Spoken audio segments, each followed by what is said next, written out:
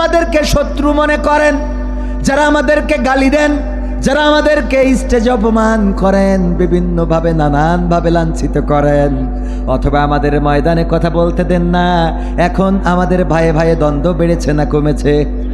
একসাথে আমরা কতদিন রাজপথে থাকলাম, 15, 16, 17 বছর একই সাথে রাজপথে থাকলাম, একই সাথে আমরা লড়াই করলাম, স্লোগান দিলাম, অবরোধ ডাকলাম, রাস্তা বন্ধ করলাম।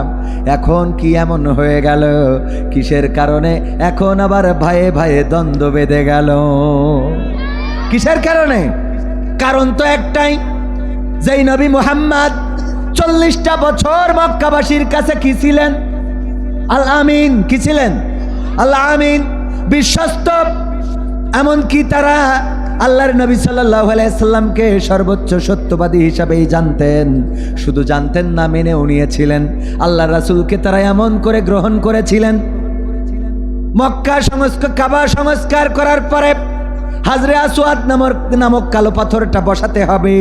4টা গোত্র তারা দ্বন্দ্ব করা শুরু করে দিল। যেমন ধরেন আওয়ামী লীগের গোত্র বললো আমরা বসাবো, বিএনপি বললো আমরা, জামাত বললো আমরা, হেফাজত বললো আমরা। 4 গোত্র হাজরে আসওয়াদ বসাবে। 4 গোত্র চিন্তা করলো যেহেতু আমরা বসাতে চাই, এখন কোন গোত্রের সাথে স্যারেন্ডার করতে রাজি না, যে তোমরা বসাও, অসুবিধা নেই, আমরা মেনে নিলাম। সবাই বলে আমরাই এককভাবে বসাবো, আমাদের গোষ্ঠী বড়, আমরা বেশি শক্তিশালী, আমাদের বেশি সম্পদ আছে, আমরাই বড় লোক, সুতরাং আমরা বসাবো। এই নিয়ে যখন তাদের দ্বন্দ্ব চলতে লাগলো, মিটিংয়ের পরে মিটিং, সিদ্ধান্তে আসলো কোনো কথা নয়, আমরা 4 গোত্র যুদ্ধ করব। এই যুদ্ধে যেই গোত্র জিতে যাবে সেই গোত্র হাজরে আসওয়াদ কালো পাথরটা কাবাতে বসাবি। এটা কি ভালো কাজ? যুদ্ধ করা কি ভালো কাজ? আমরা মাঝে মাঝে বলি যুদ্ধ চাই না, শান্তি চাই। কি চাই? যুদ্ধ চাই না, শান্তি চাই। কারণ যুদ্ধ করলে একটি দেশ নষ্ট হয়ে যায়। ফিলিস্তিনকে ধ্বংস করেছে না করে নাই? ফিলিস্তিনকে ধূলিসাৎ করে দেওয়া হয়েছে। একের পরে এক বিমান হামলা, বোমা হামলা করে আমার ফিলিস্তিনকে ধ্বংস করে দেয়া হলো। ছোট ছোট বাচ্চা শিশুদেরকে শহীদ করা হলো, অবলা নারীদেরকে শহীদ করা হলো, এমনকি পুরুষেরাও শহীদ হয়েছে হাজারে হাজার, লাখে লাখ। যুদ্ধ বন্ধ করার ঘোষণা দিয়ে আবারও হামলা আছে না নাই? যুদ্ধ শান্তি বয়ে আনতে পারে না। সুতরাং যুদ্ধ চায় না, শান্তি চাই।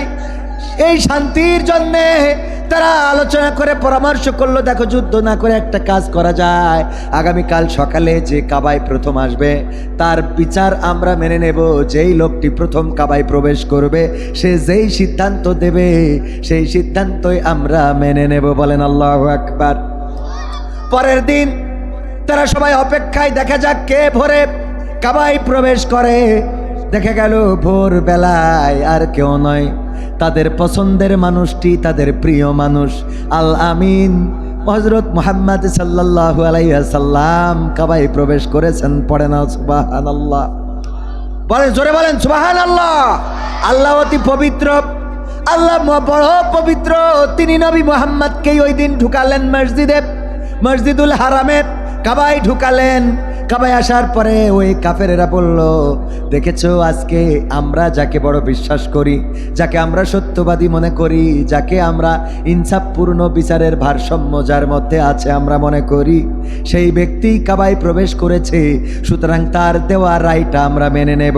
নবী মুহাম্মাদের কাছে বলা হলো, গো নবী মুহাম্মদ, কাবা তো সংস্কার করা হয়ে গেল, তখনও নবী মুহাম্মদ নবুয়ত পান নাই। বললেন দেখো, নবীকে বললেন দেখো এই হাজরে আসওয়াদ সম্মানিত এই কালো পাথরটা আমরা বসাবো, কিন্তু 4 গোত্র সিদ্ধান্ত নিতে পারছি না কোন গোত্র আসলে আমরা এটা বসাবো। যারাই বসাবে তারা সম্মানিত হবে, এই জন্যে কেউ কারো অধিকার ছেড়ে দিতে চায় না। এখন কি করা যায়?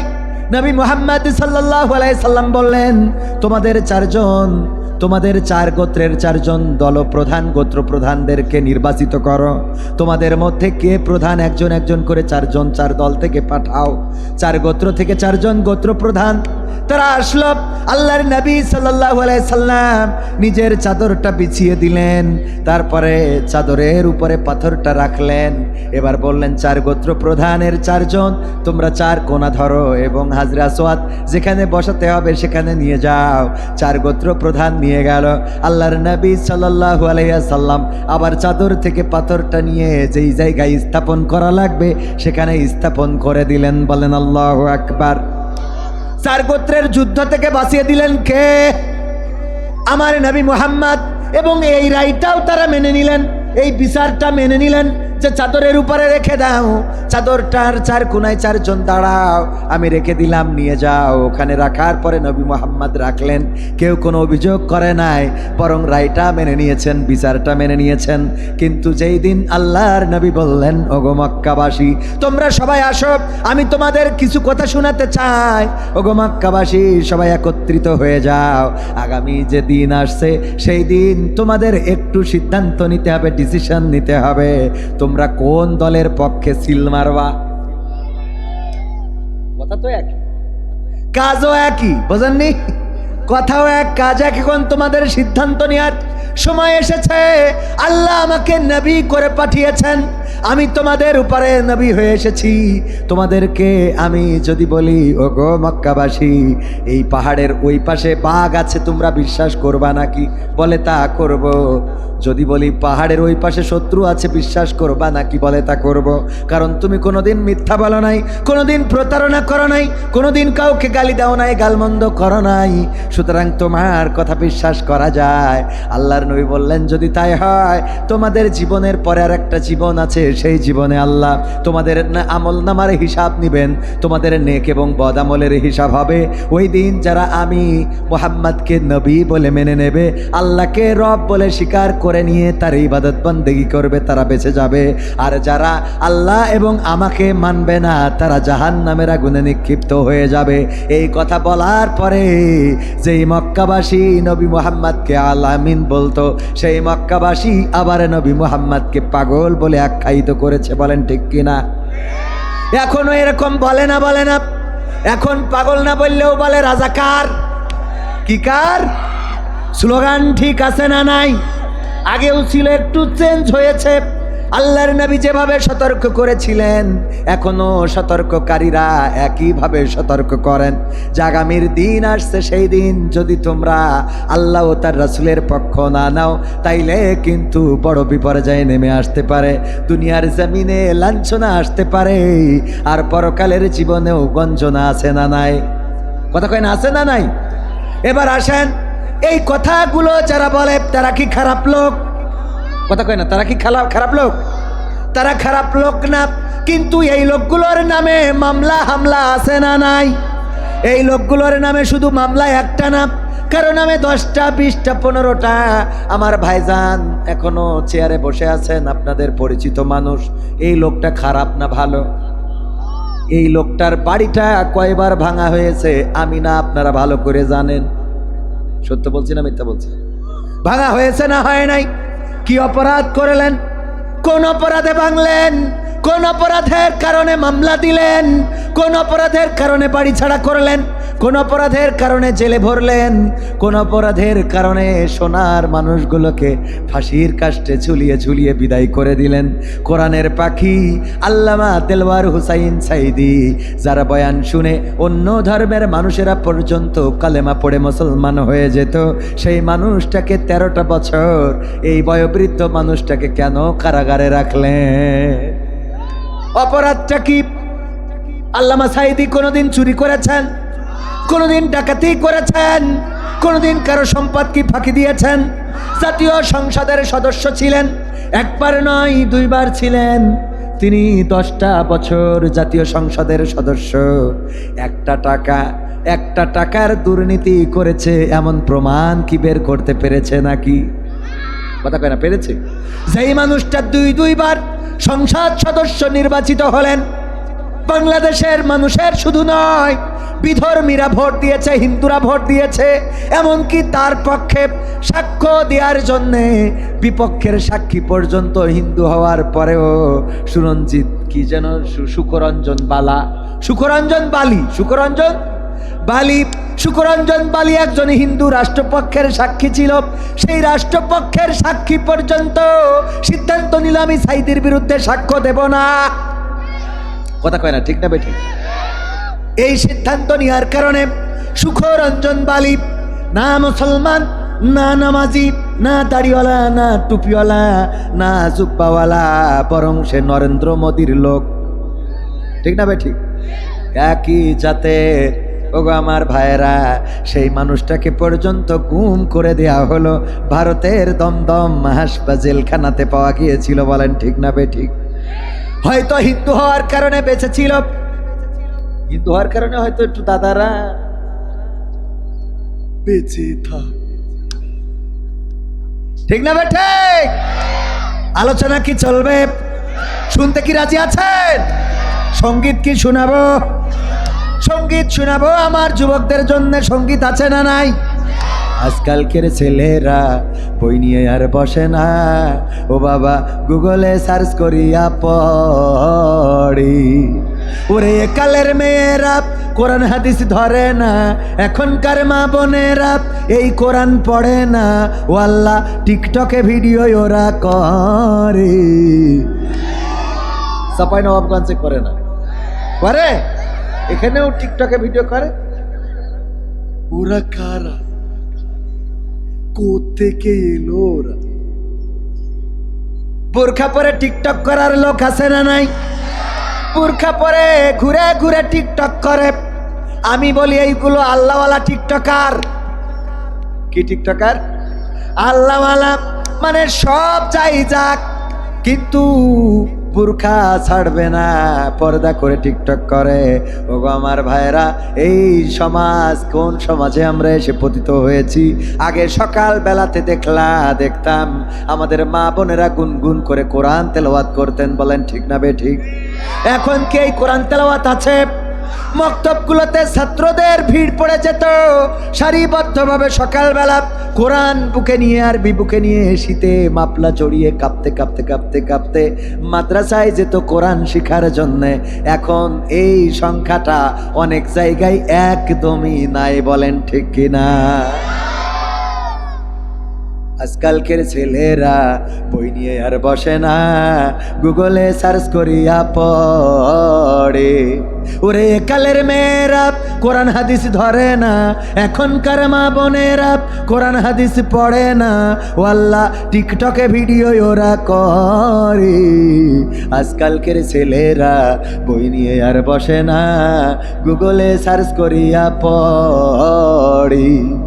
আগের সময় প্রেম করিলে মুরব্বীরা বলতো পাইছো কি, এখন বলে শখ করিয়া বাবু তুমি খাইছো কি।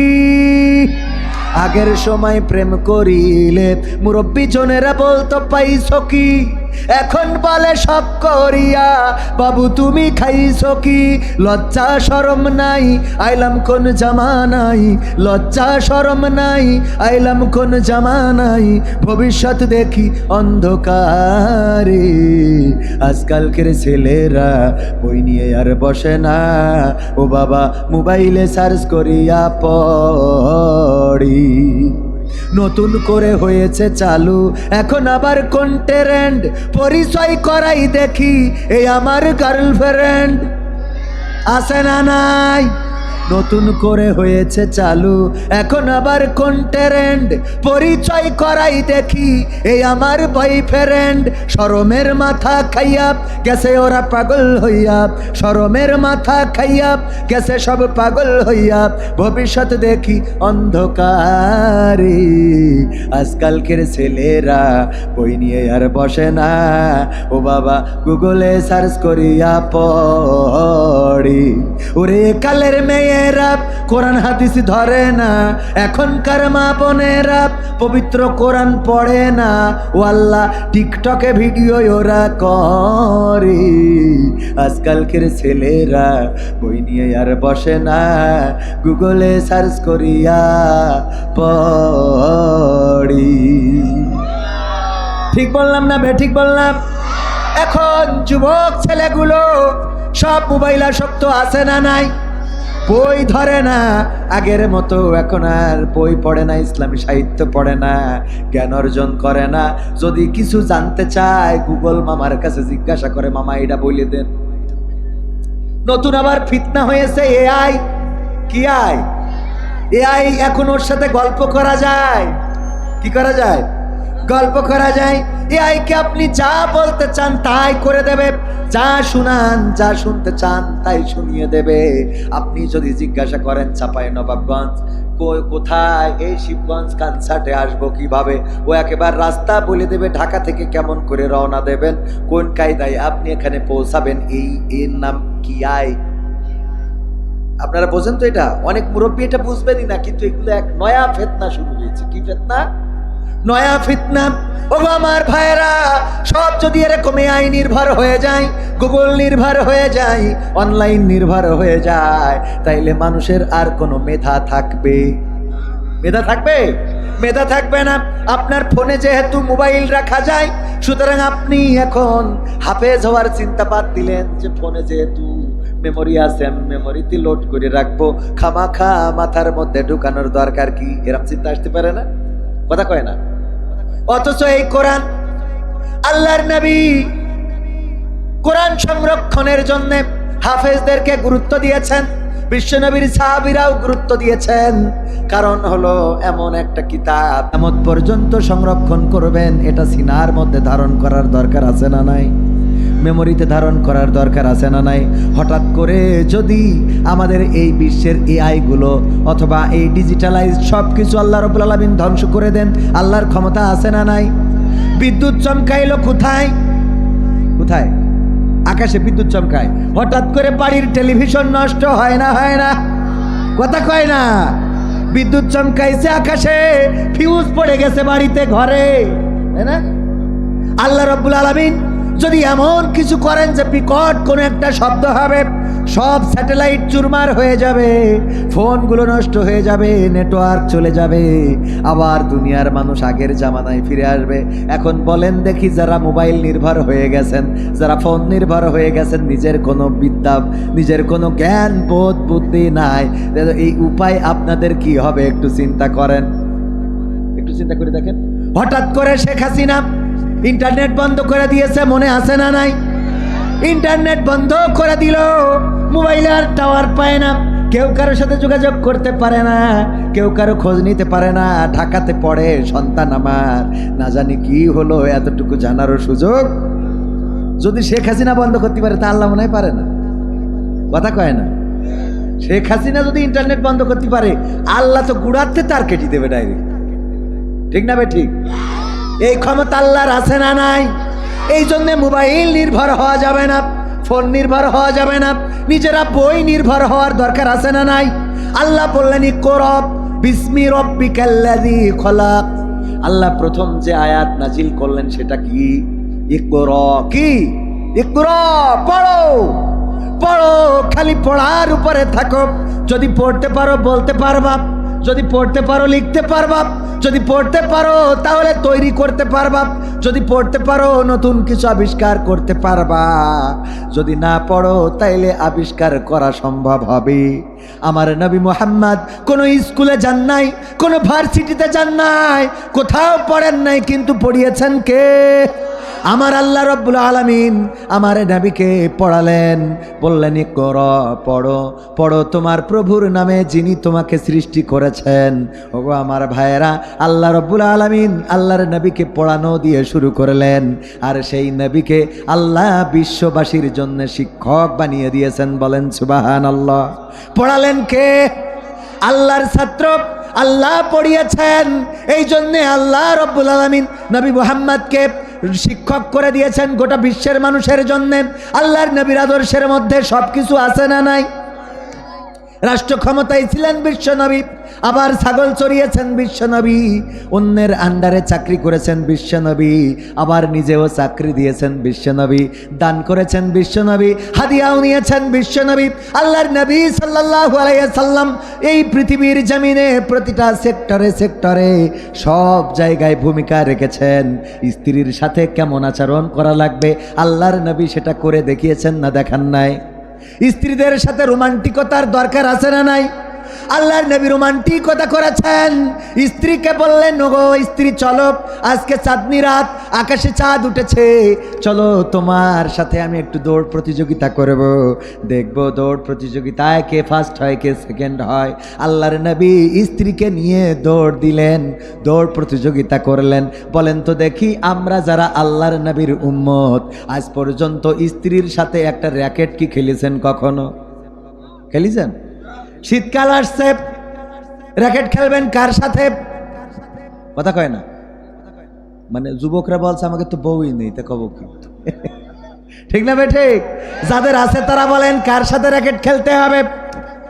স্ত্রীর সাথে র্যাকেট খেলবেন, এটা আল্লাহর নবীর সুন্নাহ। কালকে প্রশ্ন করবেন যে হুজুর এটা আবার কই, র্যাকেট তো হাদিসে নাই। রাসূল সাল্লাল্লাহু আলাইহি সাল্লাম স্ত্রীর সাথে প্রতিযোগিতা করেছেন, দৌড় প্রতিযোগিতা। তখন যদি র্যাকেট থাকতো আল্লাহ রাসূল হয়তো র্যাকেটও খেলতেন। আল্লাহ রাসূল দৌড় প্রতিযোগিতা করলেন, দৌড়ে বিশ্বনবী হেরে গেলেন। আম্মা আয়েশা রাদিয়াল্লাহু তাআলা আনহা ফার্স্ট হয়ে গেলেন। বলল, আমি জিতে গেছি গো নবী, আপনি আমার সাথে দৌড়ে পারেন নাই। আল্লাহর নবী বলল, ঠিক আছে, আবার আরেকদিন দেখা হবে, আবার আরেকদিন দেখা হবে, দেখা যাক সেই দিন কে জিতে যায়। কিছু কাল যাওয়ার পরে, কিছুদিন অতিবাহিত হওয়ার পরে আল্লাহর নবী সাল্লাল্লাহু আলাইহি সাল্লাম বললেন, আজকেও তো চাঁদনি রাত, ওগো আয়েশা চলো আজকে একটু প্রতিযোগিতা করি, দেখা যাক কে জেতে কে হারে। দৌড়াইলেন, আল্লাহর নবী এবার জিতে গেলেন। আম্মা আয়েশা রাদিয়াল্লাহু তাআলা আনহা মাথা নিচু করে দাঁড়িয়ে রইলেন। আল্লাহর নবী বললেন, ওগো আয়েশা, মন খারাপ করার কোনো দরকার নেই, আমি তোমার স্বামী, তুমি আমার স্ত্রী। আগের দিন তুমি হারাইছো, আজকে আমি না হারাইলে কি আমার মর্যাদা থাকে? কথা কয় না? আগের দিন তো তুমি হারাইছিলে, আজকে আমি তোমার পরিশোধ করে দিলাম, দুইজনের সমানে সমান। আমাদের নারী, আমাদের পুরুষেরা স্ত্রীর সাথে ভালো কথা বলে না, সুন্দর সুন্দর করে কথা বলে না, কিন্তু অন্য জায়গায় ফোন ধরিয়ে বলে, ভাবি, হ্যাঁ ভাবি, আপনাকে দেখার পরে না মনটা আকুপাকু করতেছে। ওরে শয়তান, আছে না নাই? নিজের বউরে কোনোদিন বলে না তুমি সুন্দর, তোমার দিকে তাকালে আমার আকাশের চাঁদটা ভালো লাগে না, তোমাকে দেখার পরে আর ওই গোলাপের দিকে তাকাতে মন চায় না, তোমার চেহারাটাই যেন গোলাপের, আমি গোলাপের ওই রক্তিম লাল বর্ণ দেখতে পাই, তোমার ঠোঁটের হাসিটা আমার এত চমৎকার লাগে যেন মনে হয় ওই যে শাপলা ফোটে নদীতে বা বিলে ঝিলে, ওই শাপলা ফোটার মতো তোমার ঠোঁটটা ফুটে আছে। এমনিভাবে স্ত্রীকে সুন্দর সুন্দর কথা বলার দরকার আছে না নাই? অথচ ওই সুন্দর কথা বলে কার? হ্যাঁ সকিনা, হ্যাঁ তোমাকে না অনেক ভালো লাগে, তুমি অনেক সুন্দরী, এত সুন্দর কেন তুমি? ওরে বাবা, আছে না নাই? এই জন্য স্ত্রীও ওর যখন আবার আরেকজন ফোন করে বলে যে ভাবি আন্নারে না খুব ভালো লাগে, কি বলছেন আপনি? আমাকে পছন্দ হয়েছে আপনার? কি বলছেন আপনি? হ্যাঁ আপনাকে দেখেছি, অনেক ভালো লেগেছে, আপনাকে আমি ভালোবাসতে চাই। হ্যাঁ, আপনি যদি অন্যের বউকে খারাপ প্রস্তাব দেন, আপনার বউকে আর একজন দিবে, ঠিক না বা ঠিক? আপনার স্ত্রীকে যদি আপনি সুন্দর কথা না বলে অন্যের স্ত্রীকে বলেন, তাইলে আপনার স্ত্রীকে অন্য সুন্দর কথা বলবে। এই জন্য স্ত্রীদের সাথে সুন্দর সুন্দর আচরণ করবেন। আল্লাহর নবী বলেছেন যে যে স্ত্রীদের প্রশংসা করে না সে আমার উম্মতের অন্তর্ভুক্ত না। যে স্ত্রীদের প্রশংসা করে না, স্ত্রীদের প্রশংসা করবেন, তা না করি ভাবির প্রশংসা করে, ভাবি এক গ্লাস শরবত বানাই দেন তো, শরবত খেয়ে কয় ভাবি আপনার হাতে এত মিষ্টি, এত স্বাদ। ও পাকামো, এইগুলো কি করা যাবে? না যাবে না। ওগো আমার ভাইয়েরা, স্ত্রীদের প্রশংসা করবেন, ভালো কাজ করলে প্রশংসা করবেন, খারাপ কাজ করলে যদি কোনো ভুল করে ফেলে তাহলে তাকে ছোট করবেন না, বরং বলবেন এগেইন ট্রাই করো, আবার ট্রাই করো, আরো ভালো তুমি করতে পারবে, আমার বিশ্বাস তোমার রান্না আরো ভালো হবে, তুমি চেষ্টা চালিয়ে যাও। তা না করে রান্না করেছে লবণ একটু বেশি হয়ে গেছে, সেলি বলে খাই এটা পাচ্ছি। হ্যাঁ, করা যাবে এগুলো? না, করবেন না। বরং রান্না যদি খারাপ হয় তাও প্রশংসা করবেন, বলবেন তোমার হাতের রান্না খাইলে আমার হরিণের গোশত খাওয়ার স্বাদ মিটে যায়। হ্যাঁ, প্রশংসা করা যাবে না? একজন মানি ব্যাগে স্ত্রীর ছবি রাখে, মানি ব্যাগে স্ত্রীর ছবি রাখে। মানি ব্যাগে অনেকের থাকে, দেখেন না মানি ব্যাগ, তো মানি ব্যাগে ছবি রাখে। স্ত্রী একদিন জিজ্ঞেস করতেছে, তুমি আমারে বড্ড বেশি ভালোবাসো তাই না? তো বলছে কেন? তো বলছে যে মানি ব্যাগে আমার ছবি ঢুকাই রেখেছো, এটা কিসের জন্যে, বলা যাবে কি? তো বললো হ্যাঁ বলতে পারবো। তো বলো তাইলে ছবি রাখো, ভালোবেসে নাকি? কয় আমি এই মানি ব্যাগে তোমার ছবিটা রেখেছি, যখন কোনো বিপদে পড়ি তখন এই মানি ব্যাগ আগলা করে তোমার ছবিটা দেখি আর আমার বিপদটা হালকা হয়ে যায়। স্ত্রী তো খুবই খুশি, তাহলে আমি তোমার এত উপকার করি যে আমার ছবি দেখি তোমার বিপদ হালকা হয়ে যায়, অথচ আমি তোমার বুঝতেই চাই না, আমার ভুল হয়েছে। বলছে আসলে সত্য বলতে কি, মানে আমি যখন কোনো বিপদে পড়ি তখন মানিব্যাগ থেকে এই ছবিটা বের করে দেখি আর মনে করি এইটার কি বিপদ, এর থেকে বড় বিপদ তো বাড়িই আছে। এইটার কি বিপদ, এর থেকে বড় বিপদ তো বাড়িতেই আছে, তখন এই বিপদ আর কিছু মনে হয় না। কথা কি বুঝেছেন? পরের লাইনটা না বললে খুশি থাকবে, সুতরাং যদি বিপদ হয়ও পরের লাইনটা বলবেন না, আগের লাইন বলবেন যে তোমারে দেখলে আমার বিপদটা হালকা হয়ে যায়। ঠিক আছে, পরের লাইনটার দরকার মনে থাকবে। কি হবে বেঁচে থেকে অযথা বিদ্যা শিখে, যদি না গড়তে পারি শোষণবিহীন সমাজটাকে? কি হবে বেঁচে থেকে? কি হবে ছাত্র সেজে চুমু খেয়ে সনদ খানা, যদি হয় বিদ্যালয়টা পরিমণিদের আড্ডাখানা? কি হবে ছাত্র সেজে চুমু খেয়ে সনদ খানা, যদি হয় বিদ্যালয়টা নায়িকাদের আড্ডাখানা? এর চেয়ে মরাই ভালো, দেশ ছেড়ে যাওয়াই ভালো, এর চেয়ে মরাই ভালো, দেশ ছেড়ে যাওয়াই ভালো। কি হবে ধোকা দিয়ে বিবেকটাকে, কি হবে ধোকা দিয়ে বিবেকটাকে? কি হবে বেঁচে থেকে অযথা বিদ্যা শিখে, যদি না গড়তে পারি শোষণবিহীন সমাজটাকে? কি হবে বেঁচে থেকে?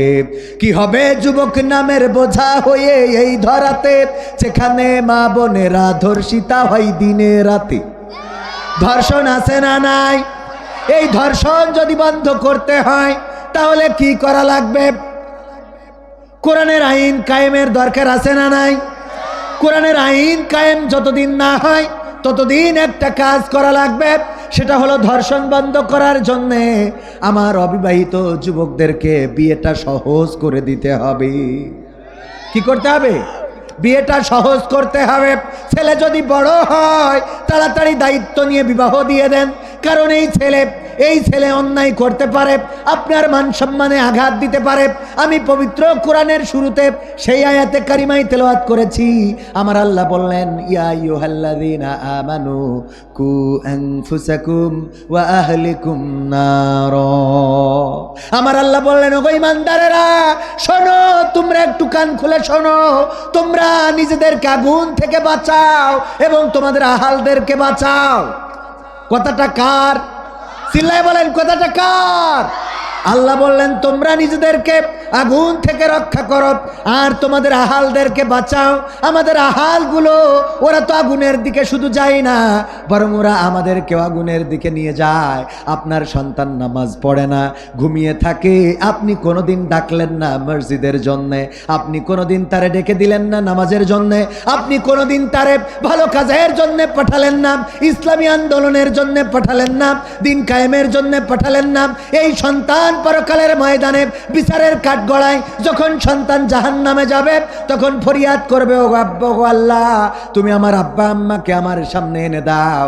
যেই পিতামাতা আমি খারাপ কাজ করেছি, ভুল কাজ করেছি, কিন্তু আমাকে কোনোদিন সেটা থেকে ফিরাই নাই, ওই পিতামাতার মুখে লাথি দিয়ে তারপরে ওই সন্তান জাহান্নামে যাবে। বলেন নাউজুবিল্লাহ। এমন পিতামাতা কি হতে চান? এমন পিতামাতা কি হতে চান? আপনার সন্তান আপনার জাহান্নামের কারণ হোক, এটা কি চান? এটা যদি না চান তাহলে আজকের ওয়াজটা আপনার জন্যে। আপনার আহাল, আপনার ছোট ভাই, আপনার সন্তান, আপনার বোন, আপনার প্রতিবেশী, আপনার স্নেহের যারা আছে, আপনার আহাল, আপনার গোষ্ঠীর লোক যারা আছে, তারা আপনার জাহান্নামের কারণ হয়ে যাবে। আমি কবির বিন সামাদ, অনেক বড় হুজুর, আসলে বড় হুজুর না, ধরে নেন অনেক বড় হুজুর। আমি কবির বিন সামাদ, অনেক বড় হুজুর। আমার স্ত্রী নামাজ পড়ে না, আমার সন্তান মসজিদে যায় না, আমার ছোট ভাই আল্লাহর পথে চলে না, আমার গোষ্ঠীর লোক কোনোদিন কোরআনের পথে চলে না। আর আমি চাপায় নবাবগঞ্জে আসলাম মানুষদেরকে ভালো বানানোর জন্যে। পরকালের ময়দানে আল্লাহ রাব্বুল আলামিন আমাকে ডাক দিবেন আর বলবেন, নিজের আহালদেরকে ঠিক করতে পারো নাই, অথচ আমার কোরআনে বলে দিয়েছিলাম, ইয়া আইয়ুহাল্লাযীনা আমানু কু আনফুসাকুম ওয়া আহলিকুম নারা। ওগো কবির বিন সামাদ, যেহেতু তুমি ঈমান এনেছো, সেহেতু তুমি নিজেকে আগুন থেকে রক্ষা করো আর তোমার আহালদেরকেও রক্ষা করো। এখন বলেন, আমার চাপাই নবাবগঞ্জে আমার জ্ঞাতি গোষ্ঠীর লোক আছে নাকি? আমার গোষ্ঠীর লোক এখানে কেউ আছেন? কেউ তো নাই। অথচ চাপাই নবাবগঞ্জে এসে ওয়াজ করছি, আর আমার বাড়ি, আমার স্ত্রী নামাজ পড়ে না, আমার সন্তান মসজিদে যায় না, আমার পরিবার পরিজন ইসলামী আন্দোলনের সাথে সম্পৃক্ততা নেই। আমার জাহান্নামে যাওয়ার জন্য এগুলোই যথেষ্ট। কথা কি বোঝা গেছে? এই জন্য আহালদেরকে বাঁচাতে হবে। তাদের যদি বাঁচাতে হয়, দেশকে বাঁচানোর জন্য আমরা সপরিবারে রাস্তায় নেমেছিলাম, ঠিক না বে ঠিক? সাহস নিয়ে দাঁড়িয়েছ তাই মুক্ত হয়েছে জমিন, সাহস করে দাঁড়ালে আর একবার কায়েম হয়ে যাবে দিন। নয় নয় নয় আর কোনো ভয়, আনতে হবে দিনের বিজয়। নয় নয় নয় আর কোনো ভয়, আনতে হবে দিনের বিজয়, দিনের বিজয়। যারা ভেবেছিল ছাড়বে না আর ক্ষমতার ওই মাসনদ, দেখেছে তারা রবের পাকড়াও কি করে করে নাস্তানাবুদ। যারা ভেবেছিল ছাড়বে না আর ক্ষমতার ওই মাসনদ, দেখেছে তারা রবের পাকড়াও কি করে করে নাস্তানাবুদ। তাই নয় নয় নয় আর কোনো ভয়, আনতে হবে দিনের বিজয়, দিনের বিজয়। মানুষের সাথে যারা করেছে দুশ্মনী, করেছে বাড়াবাড়ি, দেশের বুকে তাদের হয়নি তো জায়গা, যেতে হলো মামার বাড়ি। মানুষের সাথে যারা করেছে দুশ্মনী, করেছে বাড়াবাড়ি, দেশের বুকে তাদের হয়নি তো জায়গা, যেতে হলো মামার বাড়ি। তাই নয় নয় নয় আর কোনো ভয়, আনতে হবে দিনের বিজয়, দিনের বিজয়। কাবা রক্ষাই যেই মহারব পাঠিয়েছিলেন আবাবিল, আজও তিনি দয়াময় তেমনই আছে, বদলেনি তো এক তিল। কাবা রক্ষাই যেই মহারব পাঠিয়েছিলেন আবাবিল, আজও তিনি দয়াময় তেমনই আছে, বদলেনি তো এক তিল। তাই নয় নয় নয় আর কোনো ভয়, আনতে হবে দিনের বিজয়, দিনের বিজয়। সাহস নিয়ে দাঁড়িয়েছ তাই মুক্ত হয়েছে জমিন, সাহস করে দাঁড়ালে আর একবার কায়েম হয়ে যাবে দিন। ঠিক না বেঠে? আল্লাহর জমিনে আল্লাহর দিন কায়েম হয়ে যাবে। যদি সাহস করে আরেকবার কোরআন বুকে নিয়ে দাঁড়াতে পারেন, শীষ মুহাম্মদ যেমন কোরআনের সম্মান রক্ষার জন্যে নিজের জীবন বিলিয়ে দিয়েছেন, আরও 3 জন আপনার অঞ্চলে রক্ত দিয়েছেন, জীবন দিয়েছেন, যেই কোরআন কায়েম দেখার জন্যে, সেই কোরআন কায়েম করার জন্যে যদি আমরা সিদ্ধান্ত নিতে পারি, রক্ত লাগে রক্ত দেব, জীবন লাগে জীবন দেব, জেলে যাওয়া লাগে জেলে যাব, ফাঁসির কাস্টে ঝোলা লাগে ঝুলব, তবুও বাংলার জমিনে আল্লাহর দিন কায়েম না হওয়া পর্যন্ত 5ই আগস্টে যেমন আমরা সিদ্ধান্ত নিয়ে রাজপথে নেমেছিলাম আর ঘরে ফিরি নাই ফ্যাসিস্টের বিদায় না করা পর্যন্ত, এমন সিদ্ধান্ত যদি আর একবার নিতে পারি তাইলে বাংলার জমিনে কোরআনের দিন কায়েম হয়ে যাবে। ঠিক না বেঠে? আমরা সাহস করে দাঁড়িয়েছিলাম বলে পালিয়েছে কারা? কথা কয় না। এমপিরা সব কোথায় গেল? মন্ত্রীরা সব কোথায় গেল? কোথায় কাদের কাকা? তাদের ছাড়া দেশটা এখন লাগে ফাঁকা ফাঁকা। পালাবো না, প্রয়োজন হলে ফখরুলের বাসায় গিয়ে উঠব। মনে আছে আপনাদের? পালাইনি কিন্তু আছে কোথায়? শোনাবো শোনাবো, শুনবেন? শোনা যাবে? আমার যুবকদের জন্যও কিছু সঙ্গীত। তুমি যার লাগিয়া এমবি ভরো তার তো বাটন ফোন। শোনাবো শোনাবো, শুনবেন ইনশাআল্লাহ। আর আধা ঘন্টা থাকা যাবে না? আধা ঘন্টা থাকবেন? কারা কারা থাকবেন হাত দেখতে চাই। লিল্লাহে তাকবীর, আল কোরআনের আলো, আল হাদিসের আলো, আমার নেতা তোমার নেতা, লিল্লাহি তাকবীর। কোরআনের সাথে যারা করবে দ্বন্দ্ব তাদের সাথে কবু হবে না আপোষ। হবে? এখন তাকবীর দিলেও বাধা দেয়, কয় আমাদেরও স্লোগান আছে। তাকবীর কি কারো বাবার স্লোগান? স্লোগানটা কার? তো আল্লাহর স্লোগান, এটা তো সবার। এটা কার? পাশেরতে বলে যে এই স্লোগান দিয়েন না, এইগুলো দিলে আবার ভয় করে অন্তরের মধ্যে। এরা আছে না নাই? এই ভয় যাদের করে এরা বাতিল। এরা কি? বাতিল। এরা বামপন্থী।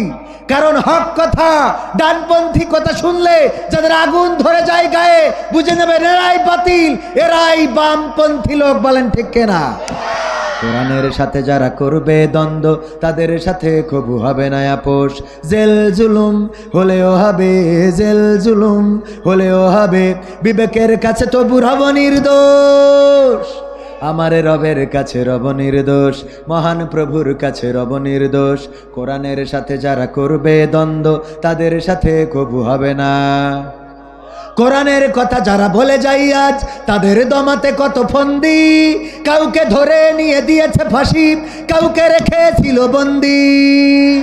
কোরআনের কথা যারা বলে যাই আজ তাদের দমাতে কত ফন্দি, কাউকে ধরে নিয়ে দিয়েছে ফাঁসি, কাউকে রেখেছিল বন্দি। হক কথা বললেই জ্বলে যায় গা, কোরআনের কথা সইতে পারে না। হক কথা বললেই জ্বলে যায় গা, কোরআনের কথা সইতে পারে না। জানি না তাদের আমাদের পরে কেন এত আক্রোশ। জেল জুলুম হলেও হবে, জেল জুলুম হলেও হবে, বিবেকের কাছে তবু রব নির্দোষ। আমার রবের কাছে রব নির্দোষ, মহান প্রভুর কাছে রব নির্দোষ। কোরআনের সাথে যারা করবে দ্বন্দ্ব তাদের সাথে কবু হবে না। কোরআনের কথায় আজ বলতে গেলে আসছে বাধা কত ভাবে, কোরআন প্রেমিকেরা হাতে রেখে হাত সামনে এগিয়ে যাবে। কোরআনের কথা বলতে গেলে বাধা আসে না? কয়দিন আগে দেখেছেন না আমাকে স্টেজে একটু মান অপমান, হ্যাঁ দেখেছেন আপনারা? চোখে পড়েছে? উনি নমিনেশন পেয়েছেন একটি দল থেকে। আলহামদুলিল্লাহ বলবেন না কি বলবেন সেটা আপনাদের ব্যাপার, কিন্তু আমি বলি যে নমিনেশন পাওয়ার জন্য আমারও কিছু কৃতিত্ব আছে। কারণ আমার সাথে আচরণ করার জন্য গোটা দেশে পরিচয় করাই দিয়েছে, সেই সাথে লন্ডনেও পরিচিত হতে পেরেছে না পারে নাই? পরিচিত হওয়ার কারণে বুঝতে পেরেছে যে নেতা একজন আছে, এই নেতাকে নমিনেশন দিতে হবে। এই জন্য আমারও কিছু অবদান আছে না নাই? আল্লাহ রাব্বুল আলামিন যদি এটা কল্যাণের হয় কবুল করুন, পড়েন আমিন। যদি অকল্যাণের হয় সে সিদ্ধান্ত আল্লাহ নিবেন। এই সমাজের জন্য, জাতির জন্য যারা কল্যাণকর আল্লাহ যেন তাদেরকে নির্বাচিত করেন, পড়েন আমিন। যারা এই জাতির জন্য কল্যাণকর নয়, এই জাতির জন্য যারা হুমকি, এই দেশের স্বাধীনতা সার্বভৌমত্বের জন্য যারা হুমকি, আল্লাহ যেন তাদেরকে এই জমিনে বিজয় দান না করেন, পড়েন আমিন। কারণ আমরা স্বাধীনতার পর থেকে দেখে আসছি, আমাদের অনেক কিছু খাওয়ানো হয়েছে। আমরা বিভিন্ন আইন কানুন দেখেছি, সংবিধানের দোহাই দিয়ে নানান কিছু করতে দেখেছি, কিন্তু এই জমিনে শান্তি দেখি নাই। ঠিক না বেঠিক? এই জমিনে শান্তি দেখতে পারি নাই। স্বাধীনতা অর্জন হলো 54 বছর হয়ে গেল। স্বাধীনতার পর থেকে বঙ্গবন্ধু শেখ মুজিবুর রহমান, শহীদ প্রেসিডেন্ট জিয়াউর রহমান, এরশাদ, বেগম জিয়া, শেখ হাসিনা, ফখরুদ্দিন, মঈনুদ্দিন, ইয়াজউদ্দিন, ডক্টর ইউনূস সব দেখা শেষ। এই জমিনে এখন পর্যন্ত বাংলার মানুষের নিরাপত্তা এরা দিতে পারে নাই, বলেন ঠিক কিনা? এই বাংলার মানুষের নিরাপত্তা শুধু জানের নয়, মালের নিরাপত্তা দিতে পারে নাই, ইজ্জতের নিরাপত্তা দিতে পারে নাই, সম্পদের নিরাপত্তা দিতে পারে নাই, জমিনের নিরাপত্তা দিতে পারে নাই। সুতরাং এই নিরাপত্তা দেওয়ার জন্যে আমি বলি, যেহেতু সব ডাক্তার দেখা শেষ, এখন দেখতে হবে আল কোরআনের বাংলাদেশ। সব ঔষধের প্রয়োগ শেষ, এখন একটা ঔষধ বাকি আছে। ঠিক না বেঠিক? নানানভাবে নানানজন চেষ্টা করেছেন, কিন্তু সমাজে শান্তি আনতে পারে নাই। বঙ্গবন্ধু দেশ স্বাধীনের আগে উনি পূর্ব পাকিস্তান এবং পশ্চিম পাকিস্তানের মধ্যেকার একটা বিবাদের অংশ ছিলেন, বলেন ঠিক কিনা? উনি বুঝেছিলেন যে পূর্ব পাকিস্তান আর পশ্চিম পাকিস্তান দিয়ে শান্তি আসবে না, তাই সেটাকে শেষ করে আমরা কি করলাম? একটা বাংলাদেশ তৈরি করলাম। ঠিক না বেঠিক? এর আগে 1947 সালে সব ছিল হিন্দুস্তান, কিন্তু বোঝা গেল শুধু এক হিন্দুস্তান দিয়ে শান্তি আসবে না, তাই আমরা হিন্দুস্তান আর পাকিস্তান ভাগ করলাম। মুসলিম অধ্যুষিত অঞ্চলকে কি বানালাম? পাকিস্তান, আর হিন্দু অধ্যুষিত অঞ্চলকে হিন্দুস্তান।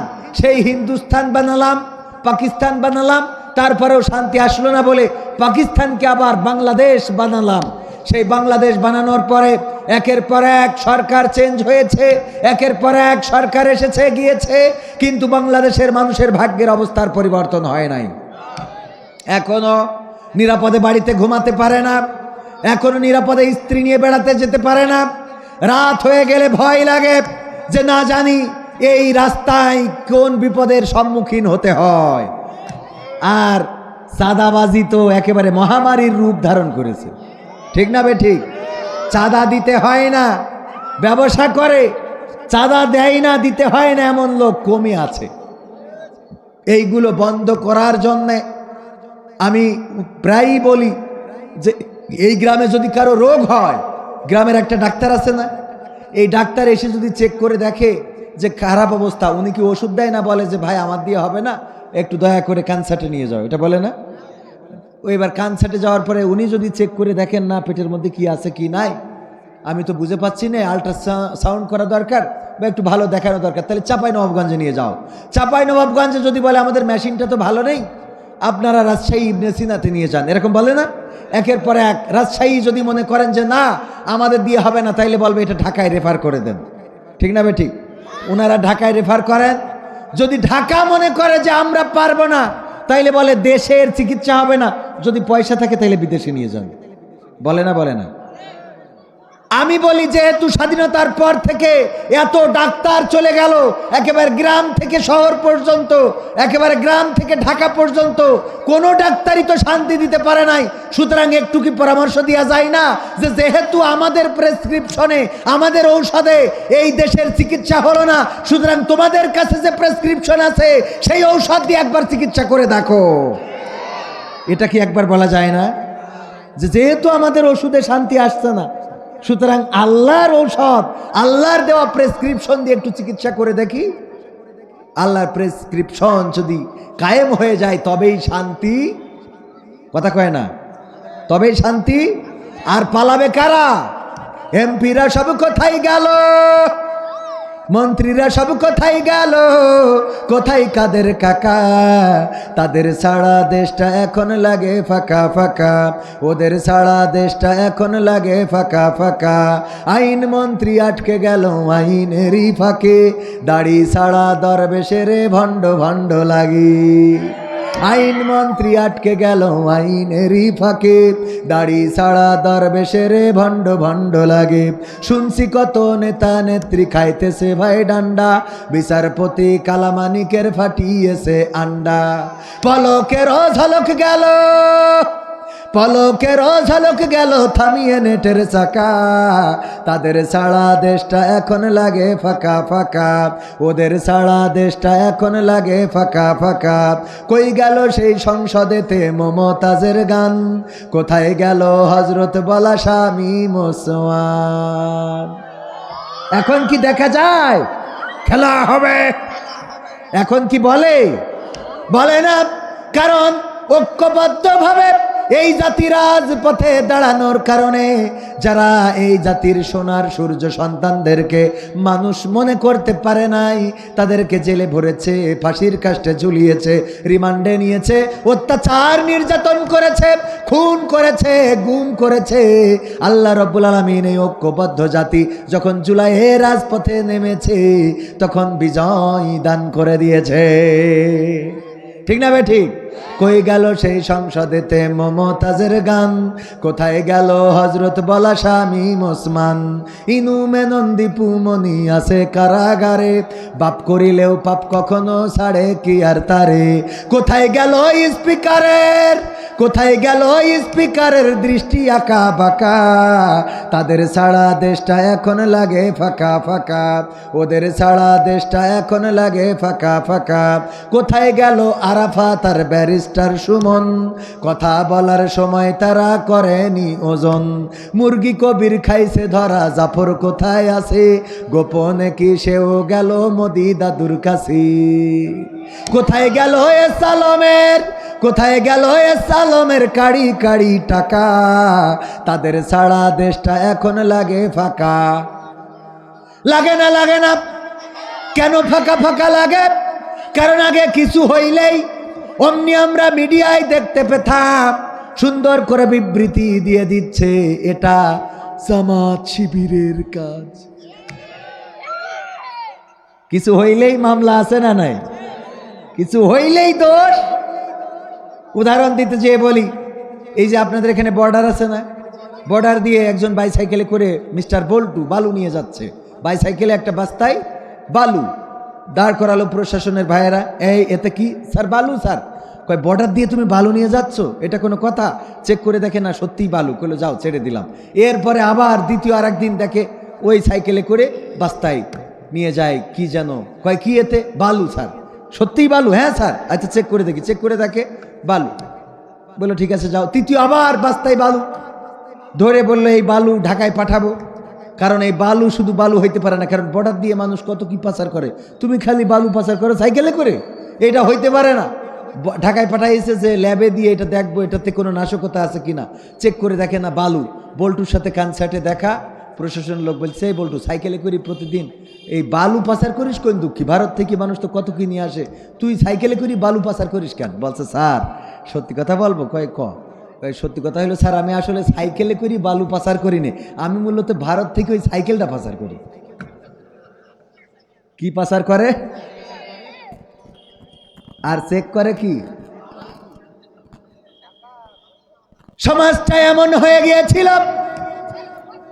চুরি হয়, ছিনতাই হয়, খুন হয়, নাশকতা হয়। রানা প্লাজা ধসে পড়লো, বলল সকালবেলা জামাত শিবির গেট ধরে ঝাঁকিয়েছে। মনে আছে আপনাদের? রানা প্লাজা ধসে গেল, সেখানেও গেট ধরে ঝাঁকানো খুঁজে পেল। ওগো আমার ভাইরা, আর তলে তলে সব পাচার হয়ে গেল। বেগম পাড়ায় বাড়ি আছে না নাই? সুইজারল্যান্ডের সুইস ব্যাংকে টাকা। সিঙ্গাপুরে যায় নেতা মাউন্ট এলিজাবেথের চিকিৎসার জন্যে। ওগো আমার ভাইয়েরা থাইল্যান্ডে যায় পিকনিক করার জন্যে। এমনিভাবে দেশের অর্থ সম্পদগুলো সব লুটা শেষ, আর কিছু হইলেই খালি বলে এটা জামাত শিবিরের কাজ। ঠিক না ঠিক? আল্লাহ রাব্বুল আলামিন এটা বরদাস্ত করলেন না। যেই দলটারে নিষিদ্ধ করা হলো, যেই দলের নেতাদেরকে ফাঁসির কাস্টে ঝুলানো হলো, যেই দলের নেতাদেরকে পৃথিবী থেকে বিদায় করে দিতে চাইলো, যেই দলের প্রতিষ্ঠিত ইসলামী ব্যাংকটাকে ধ্বংস করে দিতে চাইলো, যেই দলের প্রতিষ্ঠিত ইবনে সিনা হাসপাতালকেও শেষ করে দিতে চাইলো, আল্লাহ রাব্বুল আলামিন বললেন এই জমিনে সব অস্তিত্ব থাকবে, শুধু তোমাদের থাকবে না। এই কথা কোরআনে আছে না নাই? সূরা আস-সাফ আল্লাহ বলছেন ইউরিদুনা লিউতফি নূরাল্লাহি বিআফওয়াহিহিম ওয়াল্লাহু মুতিম্মু নূরিহি ওয়ালাউ কারিহাল কাফিরুন। আমার আল্লাহ বলছেন ওরা চায় মুখের ফু দিয়ে, ওই কাফেরেরা চায় মুখের ফু দিয়ে দিনের আলোকে নির্বাপিত করে দেবে, নিভিয়ে দেবে, কিন্তু আমি আল্লাহ চাই আমার কোরআনের আলোকে প্রজ্বলিত করে রাখবো, যতই তাদের কলিজার মধ্যে জ্বালা পোড়া হোক না কেন। বলেন সুবহানাল্লাহ। আল্লাহ প্রজ্বলিত রেখেছে না রাখে নাই? এই মঞ্চে যাদের উঠা নিষেধ ছিল, এই মঞ্চে যারা আসতে পারবে না, কথা বলতে পারবে না, এখন তারা ওপেন ঘুরে বেড়ায়। বলেন ঠিক কিনা? আর যারা ওপেন ছিল রে, তারা এখন কেউ দেশে না, আছে দেশে নাই। আবার তারা 13 তারিখে লকডাউন করতে চায়। কি ডাউন? লকডাউন। এখন কি করে নাই যে লকডাউন দিতে হবে? কথা কয় না। লকডাউনের কথা শুনছেন না আপনারা? এই বাঙালি আর লকডাউন মানবে না। এই বাঙালি লকডাউনে আর বিশ্বাস করে না, কারণ যে স্বৈরাচার বিদায় নিয়েছে, এই স্বৈরাচার আর এই বাংলার জমিনে প্রতিষ্ঠিত হতে দেয়া হবে না। সেই স্বৈরাচার যে কোনো দলের হতে পারে, অন্য কোনো দলেরও যদি হয়, আর স্বৈরাচার প্রতিষ্ঠিত হতে দেয়া হবে না। এই জমিনে যেহেতু আমরা রক্ত ঝরিয়েছি, কোরআন কায়েম না হওয়া পর্যন্ত এই রক্ত ঝরানো বন্ধ হবে না। যদি প্রয়োজন হয় ইসলামী আন্দোলনের জন্য, যদি আমাদের রাহবারগণ ডাক দেন, রাজপথে ঝাঁপিয়ে পড়ে বুকের তাজা রক্ত যদি এই জমিনে ঢালতে হয়, আবু সাইদের মতো, মুগ্ধর মতো, শান্তর মতো বুক পেতে দিয়ে আমাদের রক্তে এই জমিনকে রঞ্জিত করে রক্তের সাগর যদি বয়ে যায়, সেই রক্তের সাগরে সাঁতার কেটে কেটে একটি রক্তাক্ত বিপ্লবী কালেমার পতাকা বাংলার জমিনে উড়াবই উড়াবো। রাজি কারা কারা দেখতে চায়?